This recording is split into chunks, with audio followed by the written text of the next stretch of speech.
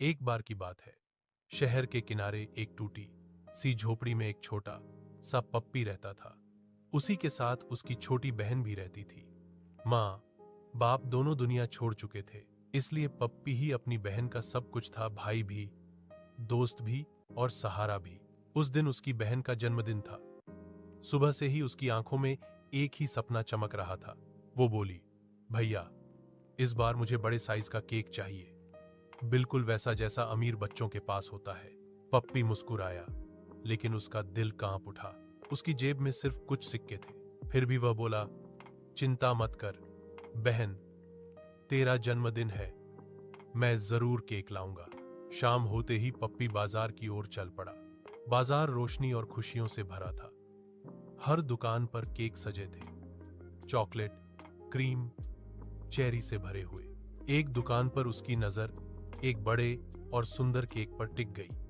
वही केक जिसकी जिद उसकी बहन ने की थी। पप्पी ने जेब टटोली, पैसे पूरे नहीं थे। उसका दिल जोर जोर से धड़कने लगा। अगर मैं केक नहीं ले गया तो मेरी बहन टूट जाएगी। आंखों में आंसू आ गए। अचानक उसने केक उठाया और भागने लगा। पीछे से आवाज आई, चोर, पकड़ो उसे। दुकानदार और लोग उसके पीछे दौड़े। गली में मुड़ते ही पप्पी का पैर फिसला और वो जमीन पर गिर पड़ा। केक टूट गया, हाथ पैर छिल गए। लोगों ने उसे उठाया नहीं, उसे मारा। चोर कहीं का, सबक सिखाओ इसे। हर लात, हर डंडा उसके शरीर से ज्यादा उसके दिल को तोड़ रहा था।